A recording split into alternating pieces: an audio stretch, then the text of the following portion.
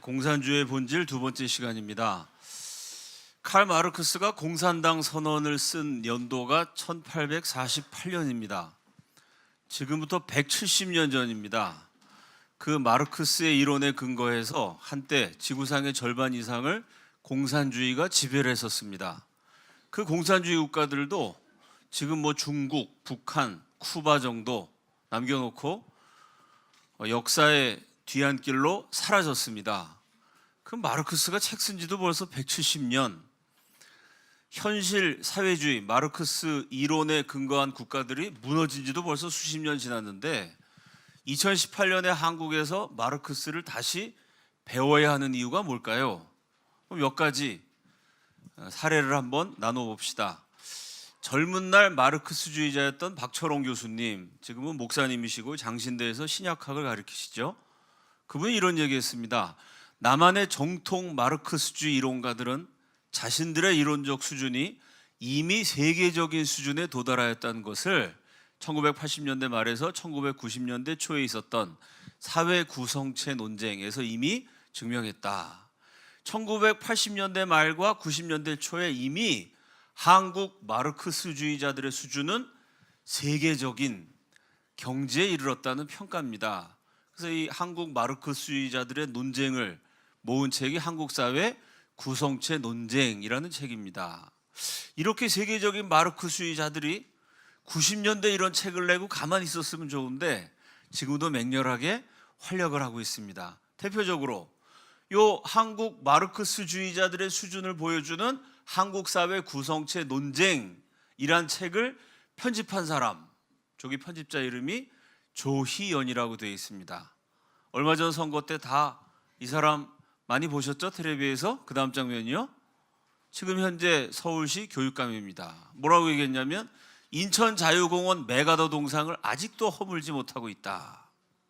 인천 상륙작전 같은 걸 해가지고 공산화를 막은 메가더 동상을 허물어야 된다라는 뜻으로 이런 얘기했을 거라고 충분히 추측할 수 있습니다. 그 메가더 동상 같은 거 허물어야 되는데 아직도 허물지 못하고 있다. 대중과 사회를 좀 더 급진화해서 뚜렷한 계급의식을 갖도록 해야 된다. 이 마르크스 이론의 핵심이 계급 아닙니까? 지배자, 착취자 계급이 부르주아, 피지배자, 생산수단을 갖지 못한 계급이 프롤레타리아. 역사는 이 계급 투쟁, 갈등을 통해서 진행된다. 그 마르크스의 핵심 이론인 계급의식이라는 말을 2018년 서울시 교육감이 사용을 합니다. 이런 말을 쓰는 사람이 지금 교육감입니다. 이건 마르크스주의적인 영향력이 한국에 남아있다고 볼 수 있는 사례입니다. 이렇게 마르크스주의자들이 열심히 교육을 해가지고 학생들 가운데서도 투철한 학생들이 많습니다. 그 다음 장면이요. 아마 이 동영상 보신 분들 있을 거예요. 국정화 교과서 반대한다. 그리고 2016년인가 김포에 있는 통진고등학교 3학년 여학생이 그 방송에서 인터뷰했습니다. 유튜브에 가보면 이 동영상이 있죠. 이 통진소녀라고 불리는데 김포에 있는 통진고등학교 3학년 여학생이 뭐라 그랬냐면 지금 이 동영상을 보고 계신 분들이 강력한 힘을 가진 부르주아 계급일지는 모르겠습니다. 저는 프롤레타리아 계급입니다. 하지만 사회 구조와 모순을 바꿀 수 있는 건 오직 프롤레타리아 레볼루션. 이게 어려운 말을 썼어요. 영어로. 프롤레타리아 레볼루션 뿐입니다. 이 짧은 인터뷰에 마르크스의 핵심 이론이 다 들어가 있죠. 부르주아 계급, 프롤레타리아 계급, 우리 인생이 힘들고 어려운 거, 우리 사회 각종 모순과 문제가 있는 이유가 뭐냐? 그 이유는 사회 구조가 잘못됐기 때문이다. 이 사회, 구조, 생산수단, 이것이 만학의 근원으로 보는 시각, 이게 다 마르크스주의의 시각입니다. 그 문제를 해결하려면 혁명을 해야 된다. 야, 어떤 선생님인지 모르지만 정말 이 학생을 제대로 잘 가르쳤습니다. 짧은 시간의 인터뷰에 마르크스 사상의 핵심 이론이 다 들어가 있어요. 이렇게 한국에는 여전히 마르크스의 그림자가 짙게 드리워져 있습니다.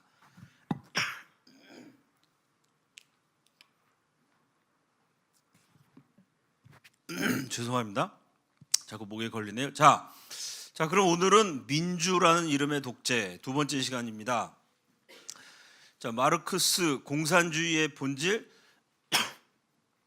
지난주는 공산주의의 원전, 성서라고 할 수 있는 칼 마르크스의 공산당 선언이라는 책을 같이 나눴고요. 이번 주하고 다음 주는 이 책입니다. 공산주의의 본질이라는 책인데 이게 절판돼서 굉장히 구하기 어렵습니다. 저 밖에 나가면 비치되어 있으니까 필요하신 분들 구해서 꼭 한번 읽어보시기 바랍니다. 이번 주하고 다음 주 강의는 주로 이 책을 중심으로 진행하도록 하겠습니다.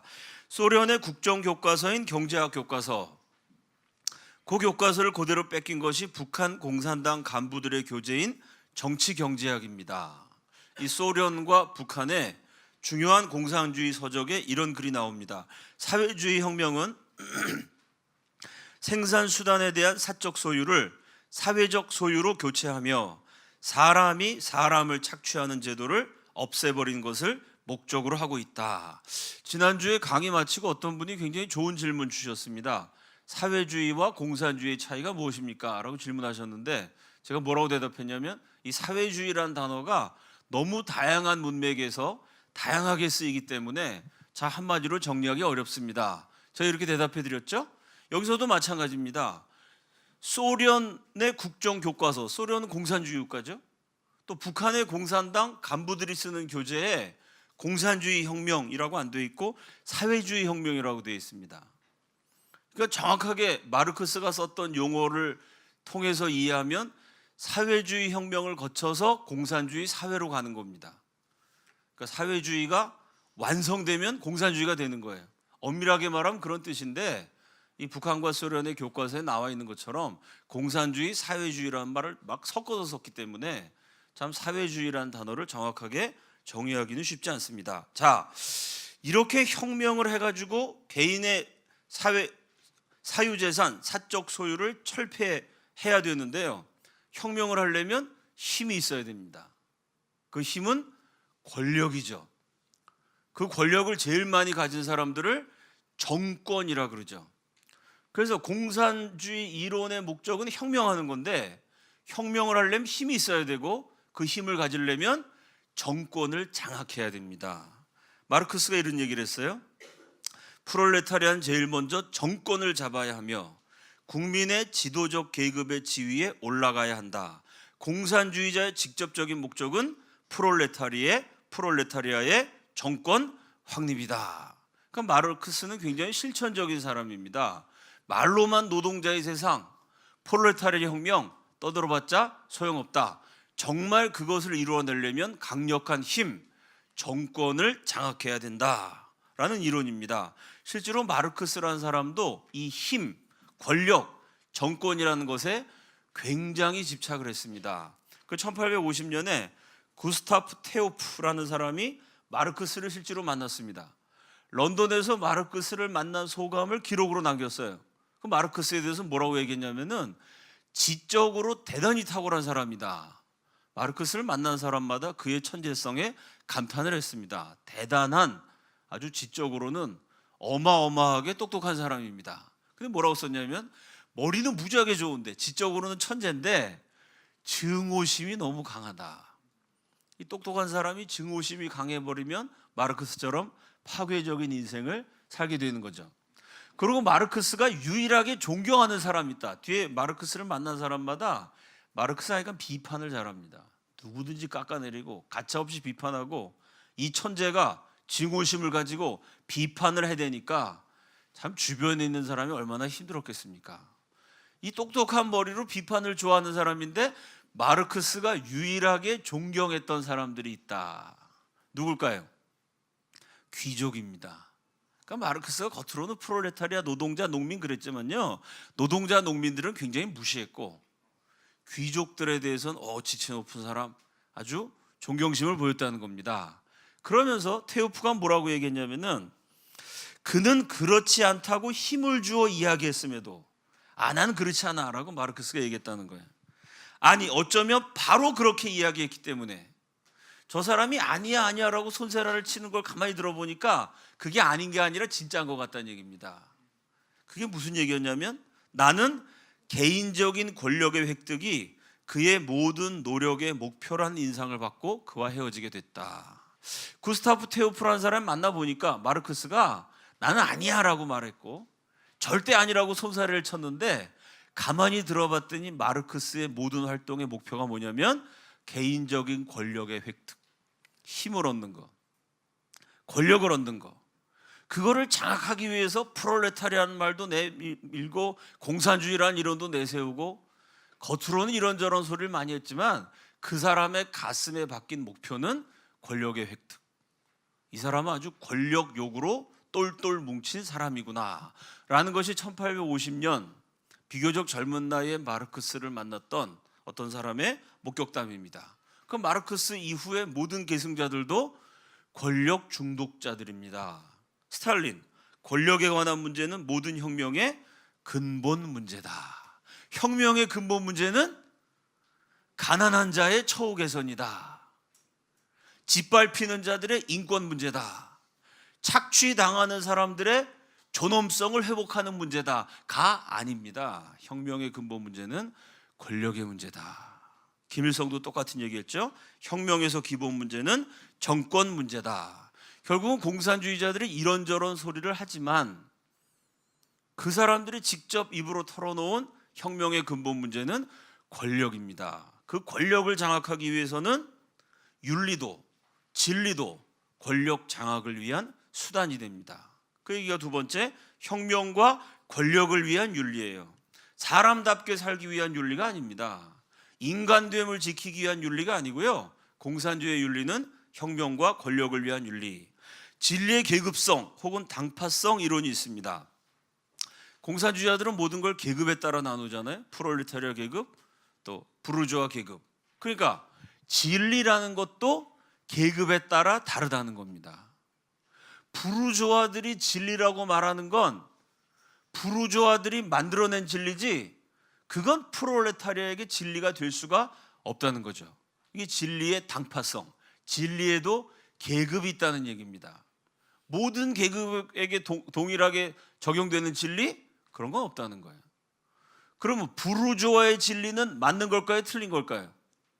부르주아를 타도해야 되니까 공산주의 입장에서는 부르주아가 떠도는 진리는 틀린 진리입니다. 그럼 누구의 진리가 진리냐? 프롤레타리아 계급의 진리만이 진리입니다. 자, 이 마르크스의 방법론, 진리도 계급이 있다는 거죠. 이 마르크스의 방법론을 신학에 그대로 적용하면 그게 해방신학이라는 게 됩니다. 그 해방신학의 중요한 이론이 taking side, 편들기 이론이라는 게 있어요. 하나님이 편을 드신다는 겁니다. 예를 들어 볼까요? 이스라엘 노예들하고 애굽의 바로하고 싸웠습니다. 이게 출애굽기죠. 그때 하나님은 누구 편을 드셨죠? 바로 편을 드셨나요? 아니죠. 이스라엘 노예 편을 드셨어요. 그걸 가지고 이거 봐라, 하나님은 이렇게 편을 드신다. 그러면 구약시대 이스라엘 노예 편을 드신 하나님은 지금 20세기, 21세기에 부자와 가난한 자가 있으면 누구 편을 드시겠느냐? 이게 해방신학의 테이킹 사이드, 편들기 이론, 마르크스의 진리의 당파성, 계급성에서 나온 신학적 이론입니다. 한번 생각해 볼까요? 부자하고 가난한 자가 싸우면 하나님은 누구 편을 드실까요? 누구 편을 드시겠어요, 여러분? 누구 편? 부자 편 손 들어보세요. 가난한 자 편 손 들어보세요. 이도 저도 아닌 뭘까요? 하나님은 옳은 편을 드십니다. 아멘이시죠? 하나님 무조건 가난한 자의 편을 드신다? 성경에 그런 구절 읽어본 기억 있으세요? 가난하다고 해서 편들지 말아라. 가난한 자라고 해서 가난한 자를 위한다고 재판을 굽게 하지 말아라. 이런 구절이 있어요, 없어요? 있습니다. 성경에 부자라고 해서 그 사람 편들지 말라는 말씀도 있고요. 가난한 자라고 해서 그 사람 편들지 말라는 말도 있어요. 부자와 가난한 자가 싸우면 하나님은 옳은 편을 드십니다. 왜? 하나님은 계급에 따라 사람을 차별하지 않으세요. 그 성경에 보면 하나님께 쓰임받은 부자 얘기도 많습니다. 동시에 하나님께 쓰임받은 가난한 사람 얘기도 많아요. 하나님은 계급으로 사람을 차별하고 구별하고 마르크스처럼 편을 갈라서 증오심을 부추기는 그런 저열한 행위를 안 하시기 때문입니다. 자, 레닌이 청명동맹의 임무라는 책에서 이렇게 썼어요. 우리의 윤리는 전적으로 프롤레타리아의 계급 투쟁의 이익에 속해 있는 것이다. 그러니까 진리도 당파성, 계급성을 띠는 것이고, 교재가 없으신가요 혹시? 없으신 분 손 들어보세요. 예, 없으신 분 좀 나눠주시기 바랍니다. 제가 강의하는데 저를 너무 열심히 쳐다보셔가지고 교환을 보셔야 되는데. 예.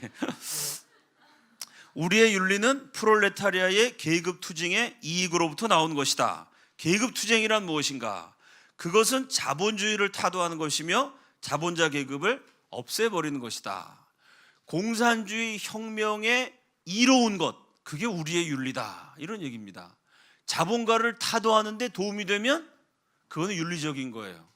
그걸 제가 지난 시간에 말씀드리지 않았습니까? 난민전 사건 기억나시죠?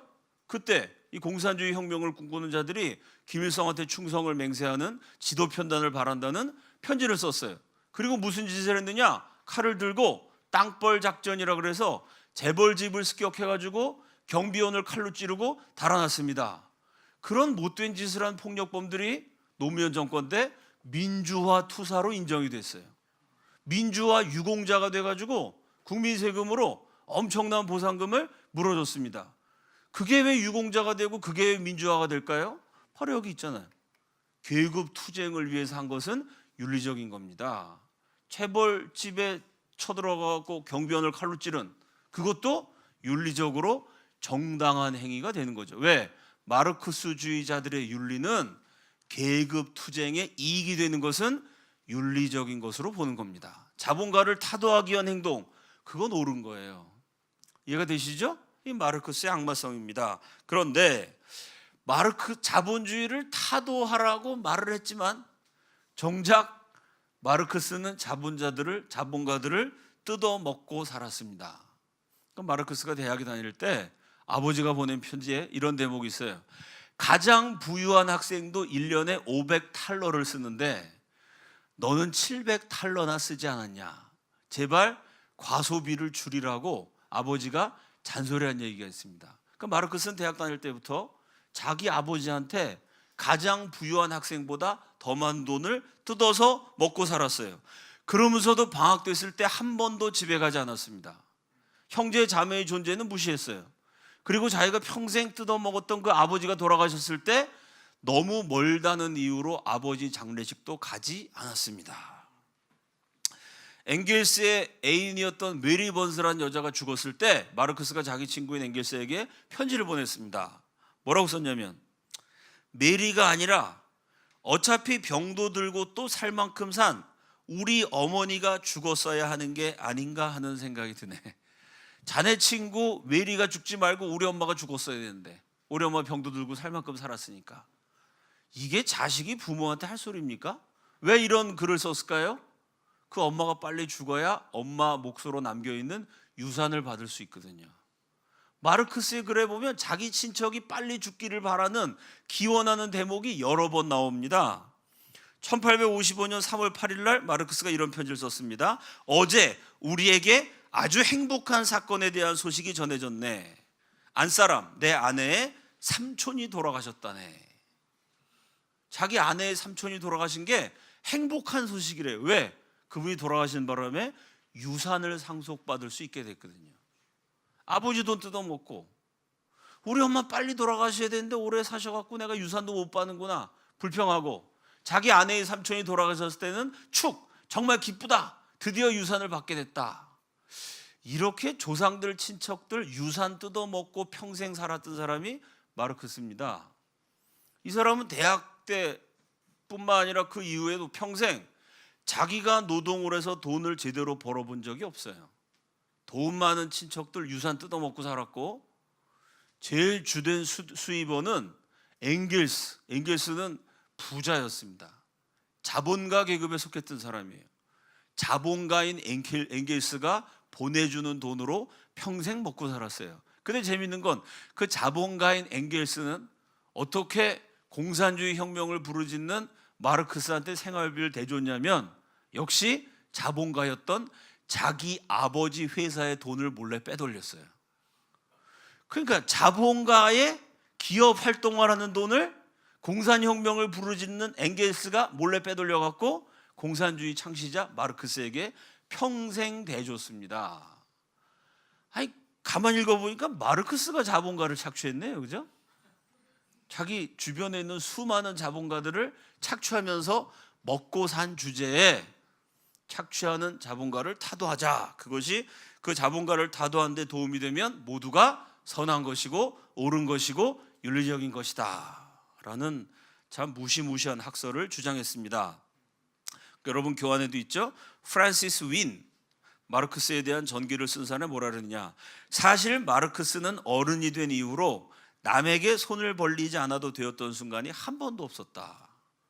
말로는 노동자 그러지만 본인은 노동을 안 했기 때문에 맨날 남의 손 벌리고 남의 거 빼먹고 뜯어먹고 살았다는 거죠. 엥겔스는 현금 상차에서 훔치거나 자기 아버지 회사 계좌에서 교활하게 빼돌린 돈을 정기적으로 보내주었다.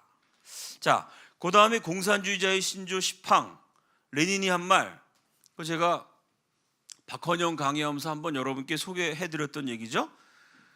공산주의의 윤리는 공산혁명에 도움이 되면 옳은 것으로 간주하기 때문에 어떠한 행위도 예컨대 살인이나 양친에 대한 밀고 부모를 고발하는 것조차도 공산주의의 목적에 도움이 되면 정당화된다. 공산주의자들은 법률 위반, 거짓말, 속임수, 사실은폐 따위를 예사로 해치우지 않으면 안 된다. 그래서 전 세계 공산주의 국가마다 자기 부모를 고발해서 수용소에 보낸 소년, 소녀들의 동상을 무수히 세워놨습니다. 이걸 당성이라고 그러죠. 당, 계급성, 당성, 공산주의 혁명을 위해서 보여주는 충성심을 의미합니다. 자, 이렇게 공산주의자들이 노동자, 농민을 내세우지만 사실 공산주의의 본질은 권력의 문제고 그 권력을 획득하기 위해서는 수단 방법 가리지 말라는 것이 그들의 윤리고 이런 윤리를 가지고 권력을 획득하기 위한 조직을 만들어냈습니다. 혁명과 권력을 위한 조직. 레닌의 아주 전설적인 책입니다. 무엇을 할 것인가? 운동의 활동가에게 필요한 유일하고 진지한 조직 원칙은 다음과 같은 것이어야 한다. 그것은 가장 엄격한 비밀 활동, 비밀주의, 가장 엄격한 성원의 선택, 정예주의, 아주 정의의 분야를 선택해야 된다는 거죠. 세 번째, 직업 혁명가의 훈련이다. 아주 뛰어난 정예 요원을 선발해서 직업 훈련가로 처절하게 훈련시킨 다음에 엄격한 비밀 활동을 통해서 정권을 무너뜨리고 권력을 획득해야 된다. 이게 공산주의 혁명의 기본 이론입니다. 바로 이 점은 우리가 배워야 돼요. 자본주의, 자유주의, 우파, 보수, 뭐라고 말하든지 간에 애국 세력, 이 사람들이 잘못한 건 뭐냐면 인재, 리더를 길러내지 않았죠. 공산주의자들은 아주 비밀리에, 그것도 정예 분자들을 뽑아가지고 고등학생부터 치열하게 길러냈습니다. 그렇게 공산주의자들이 길러낸 사람들, 제가 여기서 이름을 쫙 읊어대면은 수십 건의 소송에 걸리겠죠. 청와대에도 들어가고 시장도 되고 뭐 아주 높은 자리 많이 차지했습니다. 공산주의자들이 아주 이 이론에 따라 수도 없이 많은 인재들을 길러냈어요. 1917년에 러시아에서 공산주의 혁명이 일어났습니다. 그때 혁명을 일으킨 정당의 이름은 공산당이 아니었습니다. 공산당이라는 건 혁명이 성공한 다음에 1917년 혁명이 일어나고 1918년 넘어서서 레닌이 마르크스가 만든 공산주의자 동맹 이름을 따서 공산당이란 이름을 나중에 줬고요. 혁명이 일어났을 때의 정당 이름은 사회민주당입니다. 애들은 뭐 민주, 사회, 진보 이런 말을 되게 좋아해요. 자, 그런데 러시아 사회민주노동당, 사회민주당이 아니라 사회민주노동당입니다. 이게 공산주의 혁명을 일으킨 정식 정당인데요. 그 혁명 일어나기 14년 전에 러시아 사회민주노동당 2차 당대회가 있었습니다. 이 당대회 때 당원의 자격을 몇 가지로 하느냐, 이걸 놓고 그 당시 사회민주노동당의 중요한 지도자였던 마르토프, 이 사람도 유태인이었어요. 마르토프라는 사람과 나중에 혁명을 성공시키는 레닌이 하루 종일 싸웠어요. 하루 종일 당원의 자격을 놓고 마르토프는 당원의 자격으로 두 가지를 제시합니다. 첫째가 뭐냐? 당 강령 노선에 대한 동의. 이해가 되죠? 우리 당이 추구하는 노선에 동의해야 당원이 있는 겁니다. 두 번째, 당비의 납부. 한국에서 이거 돈 내는 당원을 진성당원이라고 그러죠. 대한민국 정당 가운데는 돈 안 내는 당원들도 많습니다. 그거에 비하면 1903년, 그 옛날에 벌써 당의 노선에 동의하고 돈까지 내야 된다. 당비를 납부해야 당원이다. 이 정도면은 2018년의 대한민국 정당보다도 가입 조건이 굉장히 까다로운 겁니다. 마르토프는 이 두 가지를 주장했는데 레닌은 안 된다는 거예요. 세 번째가 더 중요하다는 거예요. 그 세 번째가 뭐냐? 직업혁명가. 직업이란 거는 이거 아르바이트로 하는 게 아니고 취미로 하는 게 아니고 봉사로 하는 게 아니고 프로페셔널리즘을 뜻하는 거죠. 정말 이게 직업이라야 돼요. 이게 첫 번째라야 돼요. 직업혁명가. 무슨 얘기입니까? 돈 버는 게 목적이 아니고 직장 생활하는 게 목적이 아니고요. 내 인생의 첫 번째 목적, 첫 번째 직업은 공산주의 혁명이다. 혁명을 위해서 풀타임 헌신할 수 있어야 된다. 그래야 당원이다. 여러분, 이건 당원 조건으로 너무 버겁지 않습니까? 아니, 내가 직장 생활하면서 그 당을 지지하고 당비까지 돈까지 꼬박꼬박 내는데 그 정도로 안 되고요. 공산주의 혁명하는 게 내 직업이어야 된다는 겁니다. 여기 아주 풀타임으로 헌신하라는 얘기예요. 이건 너무 조건이 어렵다. 그 마르토프를 비롯한 많은 사람들이 반대를 했어요. 근데 레닌이 얼마나 고집이 센지 하루 종일 논쟁을 해요. 하루 종일. 아침부터 밤늦게까지 안 된다. 정말 정예를 선발해가지고 공산주의를 위해서 직업적으로 헌신할 수 있는 그런 혁명가가 뭐야 공산주의가 되는 거지. 무슨 뭐 돈만 보내고 파트타임으로 헌신하고 그래가지고 안 된다. 레닌이 이 원칙을 포기할 수 없다고 하루 종일 나머지 대의원들을 설득을 합니다. 그 레닌의 열정과 설득력에 의해서 러시아 사회민주노동당 대다수 대의원들이 레닌의 의견에 동의하게 돼요. 이래가지고 처음 이 논쟁을 시작할 때는 마르토프가 다수파, 레닌이 소수파였어요. 근데 저녁이 돼서 투표를 딱 붙여봤더니 레닌이 다수파가 됐습니다. 이때부터 레닌 일파를, 레닌을 따르는 사람들에 대한 별명이 붙습니다. 그게 뭘까요? 볼셰비키라는 말이에요. 들어보셨죠? 공산주의 혁명을 레닌의 볼셰비키 당이 이끌었다. 그 볼셰비키라는 말은 다수파라는 뜻입니다. 그럼 그 볼셰비키, 다수파라는 별명이 언제 붙었냐면 1903년.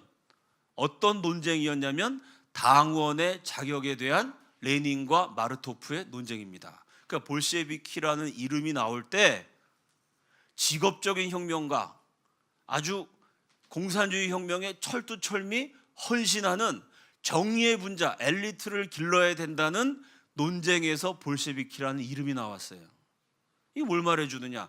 이만큼 공산주의자들이 사람을 길러내는 것, 지도자를 길러내는 것, 리더를 길러내는 작업에 헌신했다는 얘기입니다. 그 바람에 대한민국도 지금 공산주의를 추종한 자들이 길러낸 아주 뛰어난 리더들에 의해서 나라가 위태로운 지경에까지 이르게 된 겁니다. 이건 우리가 배워야 되는 덕목이에요. 자, 스탈린이 쓴 책 레닌주의의 여러 문제에 붙여서 이렇게 헌신된 당원을 길러내갖고 지도자를 길러내서 그 사람들이 모여서 조직을 만들죠. 그 조직이 당연히 공산당입니다. 당은 노동자 계급의 지도자의 훌륭한 학교이다. 당은 자기 계급의 지도자이며 수령이며 교사가 아니면 안 된다. 이 직업적 혁명가들이 당을 만들어서 그 당이 노동자 계급, 프롤레타리아 계급의 지도자고 수령이고 교사가 돼야 된다. 결국 공산당이 프롤레타리아 계급을 이끌어 가야 된다라는 얘기입니다. 레닌 무엇을 할 것인가라는 책에서 공산당이 그 임무를 수행할 수 있었던 것은 그 조직이 가장 중앙 집권화 되었을 때뿐이며 군대와 같은 철의 규율이 당에 보급되고 준수되었을 때뿐이다. 공산당 조직은 군대와 같은 규율을 가져야 된다. 그러니까 참 재밌죠. 아니 군대와 같이 고도로 중앙 집중화된 철의 규율을 가진 공산당이 있어야 혁명이 성공한다라고 믿었던 수많은 운동권 학생들이 대한민국 정부에 대해서는 군사정부라고 비판했어요. 이게 말이 됩니까? 아니 박정희 정권, 전두환 정권은 군인이 대통령 됐으니까 군사정권, 저건 물러나야 돼. 근데 우리 공산주의, 공산당은 군대와 같은 처해 규율을 가져도 돼. 이거 정말 내가 하면 로맨스고 남이 하면 불륜이 되는 거죠. 박정희, 전두환은 군사정권이니까 나쁜 거고, 북한은 선군 정치라서 좋은 거고. 이 말이 안 되는 소리입니다. 자, 이렇게 공산당은 하여간 군대처럼 강하게 만들어야 된다. 그러면 강하게 길러낸 지도자들이 공산당을 만들어가지고 공산당을 군대식으로 강하게 만들어서 정권을 잡은 다음에는 뭘 할까요? 그 다음에는 독재를 하는 것입니다. 그게 프롤레타리아 독재론입니다. 그런데 참 이 공산주의 이론이라는 것도 가만히 보면 마르크스라는 사람이 만들었잖아요. 마르크스라는 사람의 인생, 그의 캐릭터를 살펴보면 이게 공산주의 국가의 운명하고도 비슷해집니다. 이 마르크스라는 사람은 평생 글을 써가지고 남을 비판하고 까대고 뭐 그런 걸 했는데 젊었을 때부터 유럽 여러 나라의 군주들을 열받게 할 만큼, 여러 나라의 왕들을 분노하게 만들 만큼 비판에 대해서는 무지하게 잘했던 사람입니다. 증오와 비판의 천재였어요.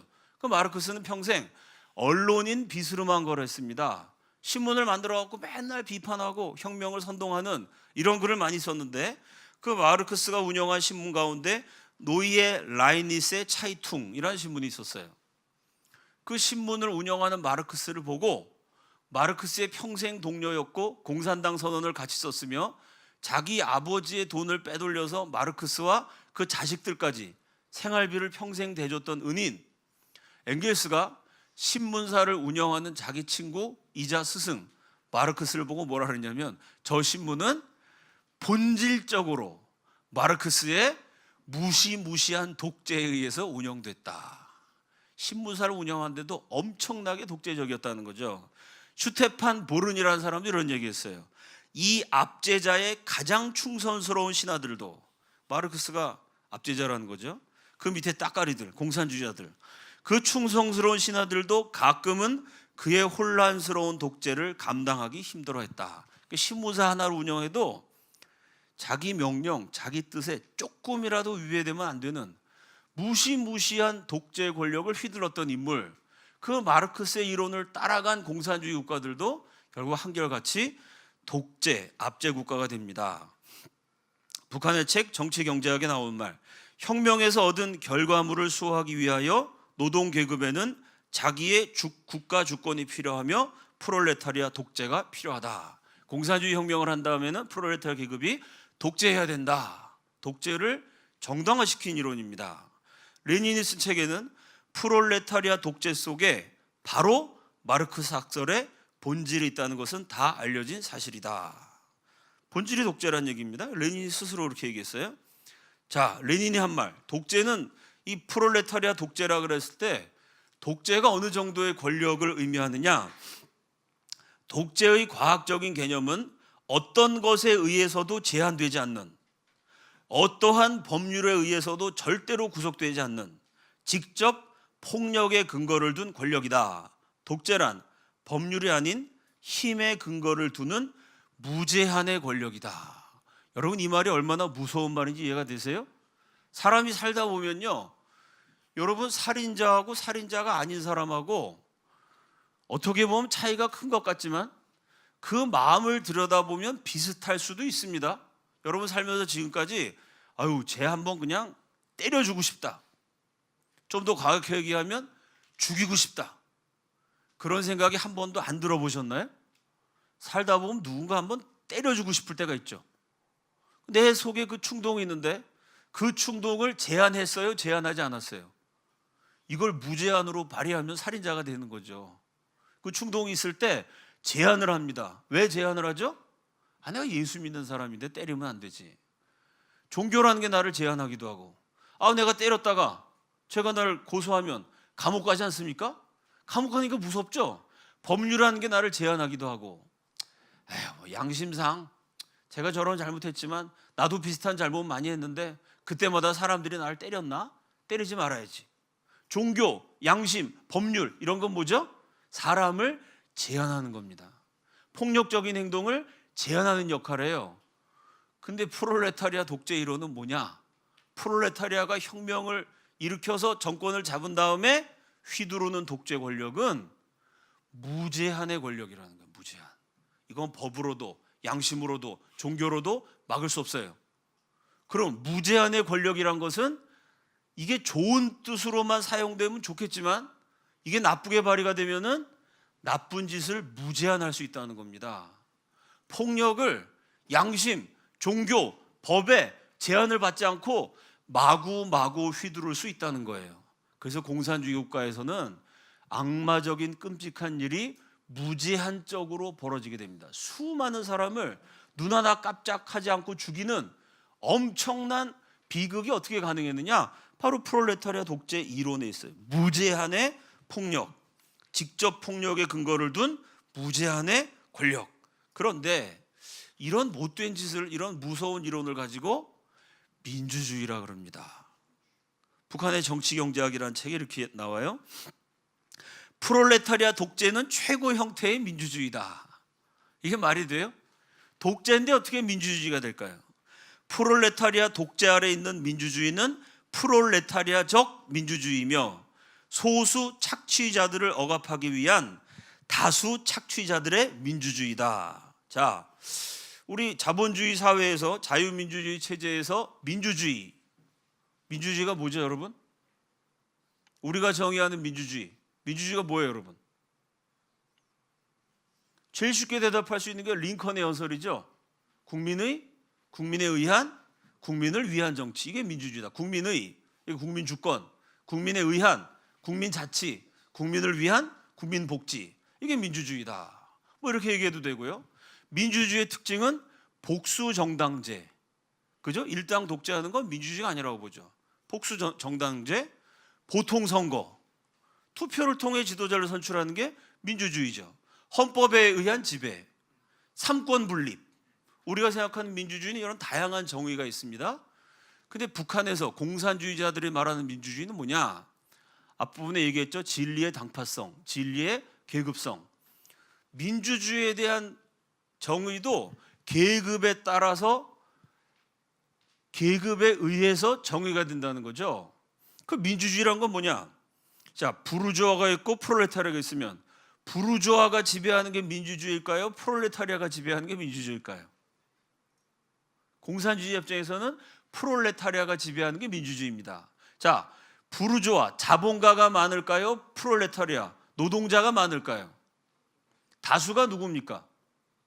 이 사람들이 말하는 민주주의는 뭐냐? 한마디로 다수자에 의한 지배를 민주주의라 그래요. 뭐 국민에 의한 뭐 복수정당제, 삼권분립 그런 거 다 자본주의에서 말하는 민주주의고요.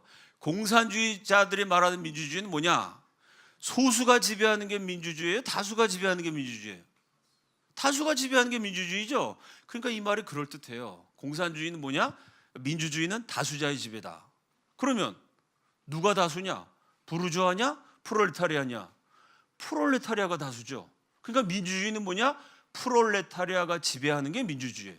그러니까 프롤레타리아가 독재를 해도 그건 민주주의예요. 왜? 프롤레타리아가 다수자니까. 말이 돼요?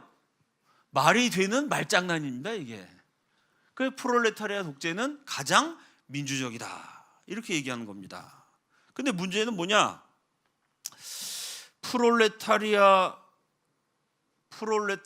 지배한다 그러지만 그 몇 천만이나 되는 프롤레타리아가 어떻게 다 지배하겠어요? 그 프롤레타리아는 누구의 지배를 받죠? 공산당의 지배를 받죠.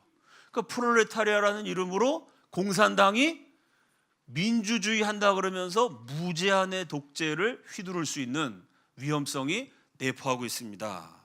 이 프롤레타리아 독재가 악용될 수 있는 가능성, 1948년 8월에 카를 슈르츠, 나중에 미국의 상원 의원도 되고 내무부 장관도 되는 분이 마르크스를 직접 만났습니다. 만났더니 나이가 이제 한 30살 정도 됐는데 벌써 사회주의 학파의 수장으로 불릴 만큼 뛰어난 학자였다는 거예요. 근데 마르크스랑 대화한 소감 이렇게 얘기했습니다. 나는 태도가 그렇게 도발적이고 견디기 힘든 사람은 본 적이 없었다. 그는 자신과 다른 의견이 나왔을 때 겸양으로라도 한번 생각해주는 척하는 법도 없었다. 나하고 다른 의견 얘기할 때 뭐 그것도 나름대로 일리가 있네요 라고 사실은 동의하지 않지만 겉으로라도 동의해주는 척, 그것조차 안 했다는 거예요. 그는 그와 생각이 다른 모든 사람을 야비하게 경멸했다. 그는 마음에 들지 않는 주장이 나올 때마다 그런 주장을 하게 된 한없는 무지를 신랄하게 경멸하거나 그런 주장한 사람의 동기에 대해 무례하게 비방을 해댔다. 나는 그가 남의 말을 자르고 경멸적으로 뭐라고 말했을까요? 마르크스가 이때 내 마음에 안 드는 말을 막 해. 그럼 그 사람 말을 딱 잘라. 그래서 뭐라고 말하냐면 이 부르주아야 이렇게 얘기했다는 거예요. 부르주아 하고 내뱉던 모습을 똑똑하게 기억한다. 그는 자신의 의견에 감히 맞서는 모든 사람을 부르주아라는 말, 그 말은 정신적이고 도덕적인 타락의 가증스러운 예라는 뜻이었다. 부르주아라는 말로 비난했다. 그 공산 프롤레타리아 독재 이론의 문제가 뭐냐면요, 부르주아는 소수고 프롤레타리아는 다수다. 그러니까 소수가 지배하는 건 독재가 되지만 다수가 지배하는 건 많은 사람들의 의견을 참조하니까 이건 독재가 아니라 민주주의다. 이 다수자들이 다수가 다스리는 민주주의야말로 윤리적이다. 그러니까 다수가 다스리는 건 민주주의니까 이 다수 프롤레타리아에게 무제한의 독재 권력을 줘도 된다. 그럼 많은 사람에게 무제한의 권력을 준다는 거니까 이건 참다운 민주주의가 이루어지는 것이 아니냐. 이게 말이 되는 것 같은데 문제는 뭐냐면요, 요걸 가지고 엄청나게 악용할 수가 있다는 거죠. 마르크스처럼 자기랑 의견이 다를 때 이 부르주아야, 그리고 그 사람을 무시해버리면 내가 저 사람을 공격하고 때리고 말도 안 되게 저 사람을 모욕해도 저놈은 부르주아니까, 소수자니까 당해도 싼 거죠. 나는 프롤레타리아니까, 나는 다수자니까 내가 한 모든 행동은 윤리적이고 민주주의적인 것이 되는 거죠. 이해가 됩니까? 프롤레타리아에게 무제한의 독재 권력을 준다. 그럼 프롤레타리아 가난한 사람이니까 좋은 것 같지만 천만의 말씀입니다. 그 프롤레타리아 부르주아의 대립구도를 이용해서 얼마든지 내 마음에 안 드는 자들을 부르주아로 몰아서 처단할 수가 있게 됩니다. 마르크스가 그 짓을 그렇게 좋아했어요. 요거 제가 박헌영 얘기하면서도 말씀드렸죠. 북한에서도 공산당에 반대하는 사람을 전부 어떻게 몰았냐면 친일파 이렇게 몰아서 숙청해버렸어요. 심지어 전설적인 공산주의 운동가 김다냐, 제 강의 들었던 기억나시죠? 저 박헌영의 첫 번째 부인이었던 주세죽의 두 번째 남편. 이게 참 복잡하네. 첫 번째 부인의 두 번째 남편. 헷갈리는 관계인데 이 김다냐라는 전설적인 공산주의자가 왜 죽었죠? 친일파라고 몰려서 죽었어요. 주세죽이 왜 자기 딸하고 생이별을 해갖고 귀향을 갔습니까? 친일파로 몰려서. 그러니까 마르크스는 자기 마음에 안 드는 사람을 부르주아로 몰아갖고 경멸하고 모욕하고, 그 수법을 똑같이 이어받은 북한의 공산주의자들은 자기가 제거하고 싶은 대상을 친일파로 몰아가지고 마구마구 죽였습니다. 이게 프롤레타리아 독재론의 아주 심각한 위험성입니다. 자, 다섯 번째, 사실 확인. 프롤레타리아가 독재한다 그랬는데 과연 누가 독재하느냐? 정리해 봅시다. 공산주의 이론의 본질은 권력을 획득하는 거예요. 그 권력을 획득하기 위해서는 수단 방법 가리지 않아도 된다. 프롤레타리아 정권 획득, 계급 투쟁에 도움이 되는 것은 모두가 선이다. 이게 공산주의자의 윤리였어요. 자, 권력을 획득하기 위해서 수단 방법 가리지 않는 무서운 윤리로 무장한 단체를 만들어야 되는데 그 단체가 공산당이에요. 그 공산당은 정의의 분자를 중심으로서 구성이 돼요. 그러면 정의의 분자, 뛰어난 리더를 길러서 공산당을 만든 다음에 수단 방법 가리지 않고 투쟁을 해서 정권을 잡은 다음에는 프롤레타리아 독재를 마구마구 휘두르는 겁니다. 이게 공산주의 이론인데요, 이걸 가지고 한번 따져봅시다. 그 이론에 의하면 프롤레타리아가 독재하는데 사실상 누가 독재하는 거냐? 자, 소련에서 공산주의 혁명이 일어났습니다. 그 혁명 성공한 다음엔 프롤레타리아가 독재해야 돼요. 근데 프롤레타리아가 소련에 몇 명이었을까요? 수백만. 재산이 없는 사람이 프롤레타리아면 소련의 가난한 사람 수백만, 수천만이었겠죠. 노동자, 농민, 원래는 농민은 아니지만 처음 혁명할 때 농민도 껴줬습니다. 노동자, 농민까지 프롤레타리아 그러면요, 소련의 프롤레타리아는 1억 명이 넘었을 겁니다. 그럼 생각해 봅시다. 프롤레타리아가 독재를 해야 돼요. 근데 5천만 명이 독재를 할 수 있습니까? 그 5천만 명이 다 독재하고 정치를 하면 농사는 누가 져요? 공장에서 누가 일을 합니까? 물리적으로 옛날 아테네처럼 조그만 도시국가에서나 직접 민주주의 했죠. 지금은 국민이 주권이 있다 그래도 국민 다 대통령 할 수 있는 거 아니잖아요. 누구 대표를 뽑아야 됩니다. 똑같은 문제가 생기는 거예요. 프롤레타리아가 독재하기 위해서 혁명을 했는데 혁명하고 나서 봤더니 프롤레타리아 숫자가 너무 많아요. 그럼 그 프롤레타리아들을 이끌어가는, 지도해가는 공산당, 당이 독재를 하는 겁니다. 그래서 처음에는 프롤레타리아 독재로 시작됐는데 나중에는 결국 공산당 독재로 넘어가게 되죠. 소련 공산당사에 당이 임무를 수행하며 계획적으로 대중을 지도하기 위해서는 개개의 조직이 중앙기관에 복종하며 하부 조직이 상부 조직에 복종하는 중앙 집권제의 원칙 위에서 조직돼야 된다. 프롤레타리아가 독재해야 되는데 프롤레타리아가 수백만 명, 수천만 명, 물리적으로 독재를 못하니까 프롤레타리아를 이끄는 공산당이 독재를 하게 돼요. 근데 소련의 공산당원이 몇 명이었을까요? 나중에 전성기에는 공산당원도 몇백만 명이 됩니다. 그럼 몇백만 명이 어떻게 동시에 독재를 합니까? 불가능하죠. 결국 그 당을 중앙 집권적 조직으로 만들어야 된다는 거예요. 당 위에 어떤 조직, 기구를 계속 만들어야 된다는 겁니다. 그래서 결국은 프롤레타리아 독재가 공산당 독재가 되고 공산당 독재가 공산당을 이끌어가는 소수자들의 독재가 되는 거죠. 그게 레닌의 책입니다. 우리 공화국에서는 당 중앙위원회의 지도적인 지령 없이는 어떤 국가기관도 중요한 정치상의 또는 조직상의 문제를 결정할 수 없다. 이해가 되시죠? 요걸 잘 이해하셔야 됩니다. 그래야 공산주의가 겉으로는 노동자, 농민을 내세우지만 결국은 소수 독재자들의 압제 체제가 되는 이유가 바로 여기 있어요. 프롤레타리아 독재지만 프롤레타리아가 수천만 명이에요. 할 수가 없어. 프롤레타리아 대표인 공산당을 만들어요. 공산당이 독재해야 되는데 공산당원이 또 수십만 명이야. 할 수가 없어. 그 공산당을 이끄는 중앙위원회를 만들게 돼요. 그 위원회 한 10명, 15명, 요 사람들이 결국은 몇 억을 이끌어가는 독재 체제를 만들게 됩니다. 그럼 그 중앙위원회는 누가 차지하게 될까요?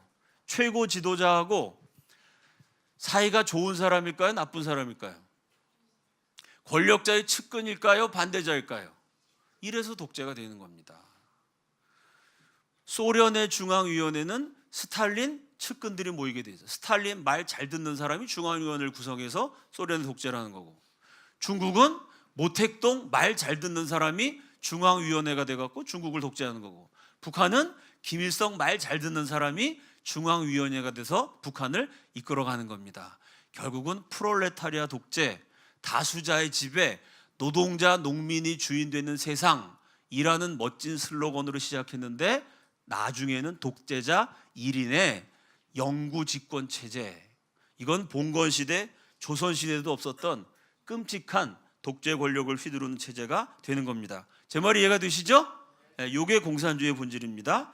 그 얘기를 한 사람이 밀로반 질라스라는 사람, 새로운 계급이라는 책을 썼어요. 공산주의 정부는 순식간에 당 지도자들의 협소한 동아리가 되어버린다. 그렇죠. 그 몇 사람 보이니까 동아리, 독재자 동아리가 되는 거죠. 프롤레타리아의 독재를 하는 주장은 공허한 슬로건으로 되어버리고 만다. 이와 같은 상태에 도달하는 과정은 불가피한 여러 요인과 더불어 발전하며 당은 프롤레타리아의 전위라고 하는 이론은 이러한 과정을 촉진할 뿐이다. 당이 프롤레타리아의 전위, 프롤레타리아를 이끌어간다. 이러면서 결국은 노동자, 농민을 위한 게 아니라 당을 위한 조직이 된다는 겁니다. 당은 권력을 잡자마자 노동자 계급과 근로대중의 이익을 대표한다고 말하면서 모든 권력을 지배하고 모든 재화를 수중에 긁어모은다. 혁명 투쟁 중에 약간 기간을 제외한다면 프롤레타리아는 이런 일에 참여하지 않으며 다른 어떤 계급에 비해서도 큰 역할을 하지 않는다. 그래서 공산주의 혁명이 성공한 결과는 새로운 계급. 이 새로운 계급을 뭐라 그러냐면 노멘클라투라라 그럽니다. 노멘클라투라. 이거 뭐냐? 붉은 귀족이란 뜻이에요. 공산주의자들이 귀족이 되고 양반이 되고 특권층이 돼 갖고 자기끼리 권력 나눠 먹고 나라의 모든 국민들은 가난하게 만들면서 초호와 사치를 누리는 귀족이 된다. 그러니까 계급 차별을 없애겠다는 공산주의 혁명은 결국은 붉은 귀족, 공산주의 귀족이라는 새로운 계급을 만들어낸다. 이게 밀로반 제라스라는 사람의 지적입니다. 동독의 유명한 공산주의자 울브리히트의 말, 거기 나와 있죠? 다 함께 읽겠습니다. 시작. 이게 공산주의의 본질이에요. 민주적으로 보이도록 해라. 왜? 그래서 사람들을 속여서 권력을 잡아야 되니까. 그러나 일체를 당의 수준에 장악하라. 지금 한국에 진보 정당이라는 사람들도 비슷해요. 겉으로는 뭐 민주주의, 진보, 인권 어쩌고 떠드는데요. 그 우리 단체 간사가 한번 얘기했는데 자기 아는 같이 학교 다니는 동료 학생이 진보 정당을 엄청 지지해가지고 아마 그 당의 당수를 만났던 모양이에요. 그 직접 당수를 딱 만나더니 우파로 전향을 했대요. 좌파 활동을 열심히 해가지고 자기가 꿈에도 그리던 존경하는 지도자를 딱 만나고 나서는 바로 우파로 전향했다는 거예요.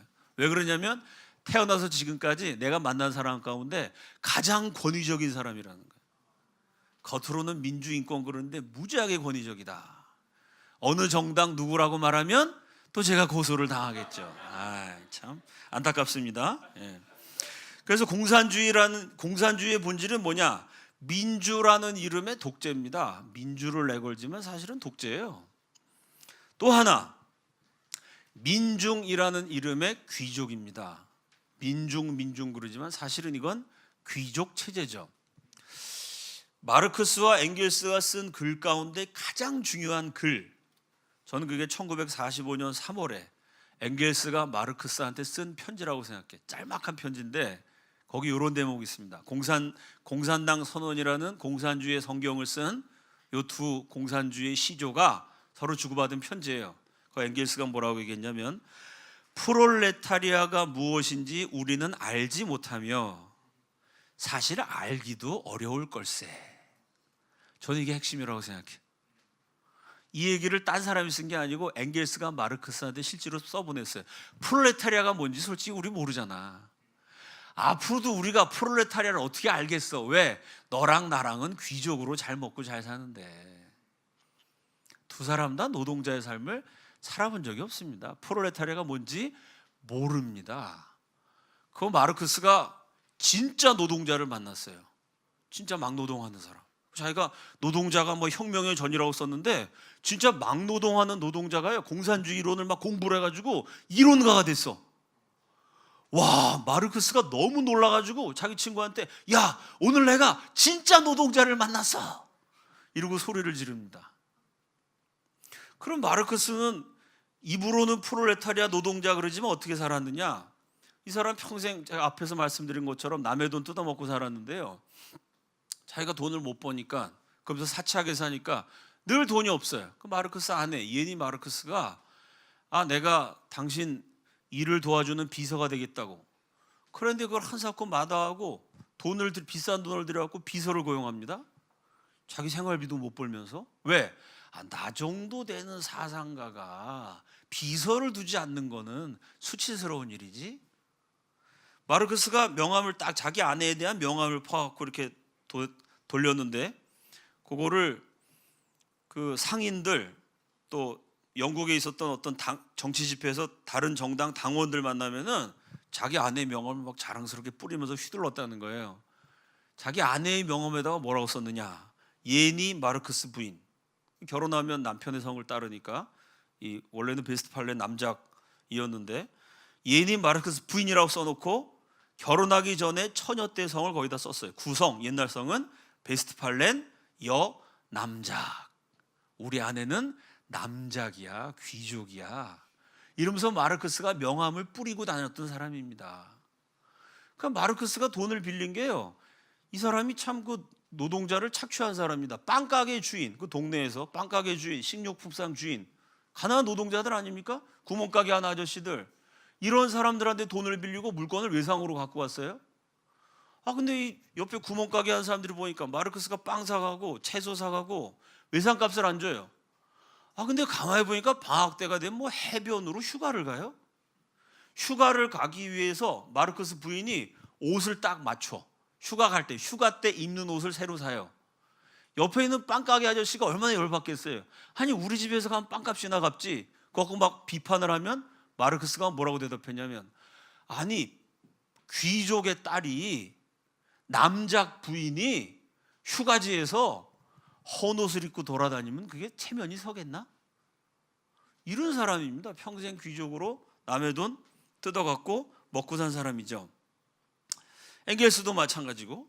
그러니까 겉으로는 뭐 노동자, 농민, 프롤레타리아 얘기했지만 사실은 평생 귀족으로 살았던 사람이고, 귀족으로 살면서 권력을 획득하려고 하다 보니까 권력을 가질 수 있는 방법은 노동자들을 선동해갖고 혁명을 일으키는 것밖에 없다라는 것이 이 사람의 속마음이었는데, 워낙 뛰어난 천재다 보니까 그 속마음을 감추고 아주 공산주의라는 탁월한 거대한 이론을 만들었습니다. 그러면 이렇게 마르크스가 본인은 귀족으로 살면서 말끝마다 노동자, 농민 그랬어요?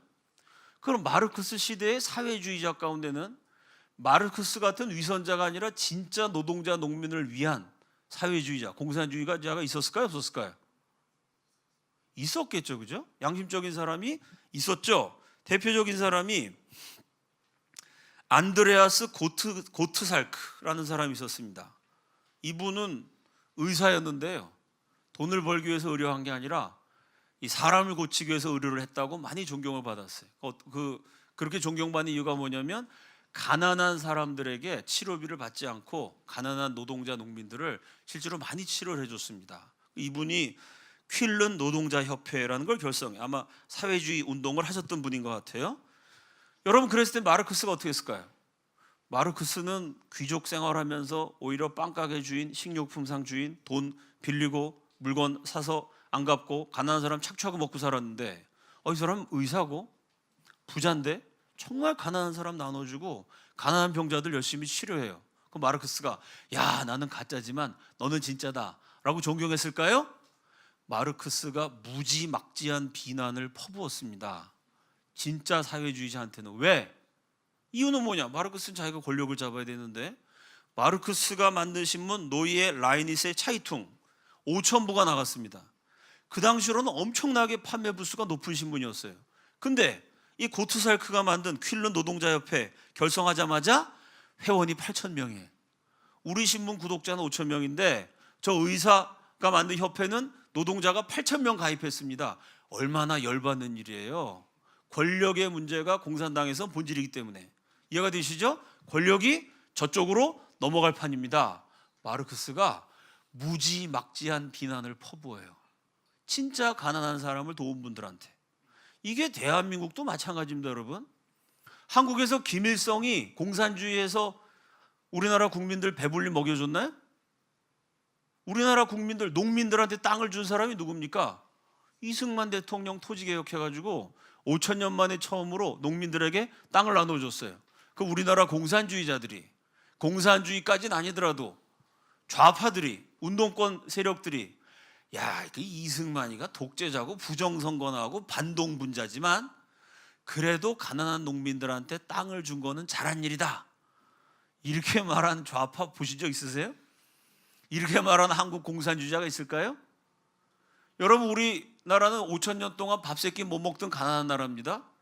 인류 역사상 3천만이 넘는 거대한 숫자의 사람들을, 그 많은 사람이 밥 세끼도 못 먹었는데 밥 세끼를 다 먹고 밤에 야식까지 먹게 만든, 그렇게 3천만이 넘는 거대한 민중을 절대 빈곤에서 한 세대 만에, 불과 10여 년 만에 탈출시킨 인류 역사 7,000년의 단 한 명의 지도자가 박정희입니다. 이건 아무도 부인 못해요. 누가 절대 빈곤을 탈출시켰어요? 박정희밖에 없어요, 전 세계적으로.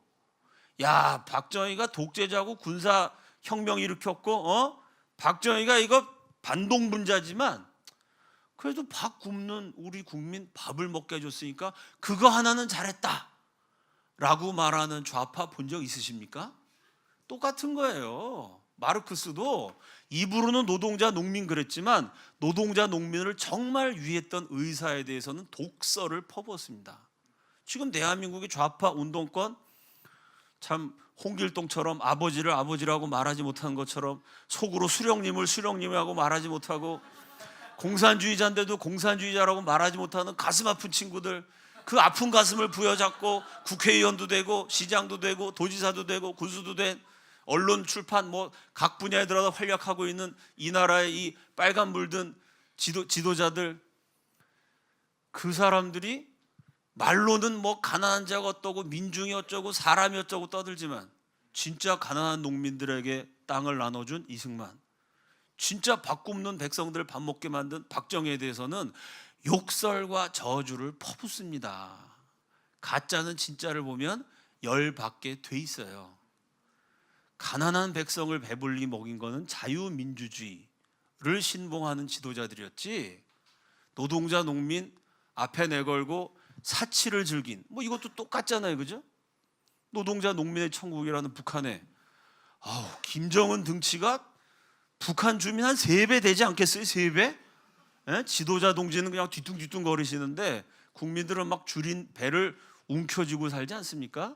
근데 노동자 농민의 천국입니다. 이거 뭐 마르크스 이래로 공산주의자들에게 한결같은 특징입니다. 이사야서 5장 20절 말씀 제가 읽어드립니다.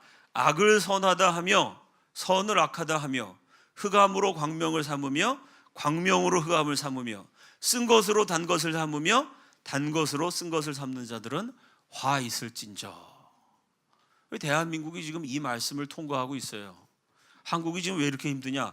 악을 선하다 하며, 그렇지 않습니까? 공산주의가 악이죠. 주체사상이 악이죠. 400만을 굶겨 죽이고 6.25 전쟁 일으켜서 500만 죽고 다치게 만들고 100만 명을 정치범수용소에 가둔 김씨 일가 백두혈통, 악이죠. 그 악을 지금 선이라고 그러지 않습니까? 그 악이 무슨 평화의 세력인 것처럼 텔레비에서 막 방송을 하고, 악을 선하다 하고 선을 악하다 하고, 진짜 가난한 사람 배불리 먹인 지도자들 다 악하다고 독재자라고 욕하지 않습니까? 흑암으로 광명을 삼으며 광명으로 흑암을 삼으며 쓴 것으로 단 것을 삼으며 단 것으로 쓴 것을 삼는 자들은 화 있을진저. 거대한 심판의 시대, 하나님이 화 있을진저라고 말씀하셨는데, 에이, 하나님 참 겁나는 소리 하고 계시네. 무슨 화입니까? 화는 무슨 재앙입니까? 라고 하나님을 비웃는 시대죠. 선을 악이라고 하고 악을 선이라고 할 때는 무서워서 떨어야 됩니다. 왜? 하나님이 화가 있다 그러셨어요. 지금 대한민국에 화가 있습니까? 대한민국이 자유하고 번영하고 있어요. 지금 이 나라가 심판을 받아갖고 지금 비틀거리고 어려워지고 있습니까?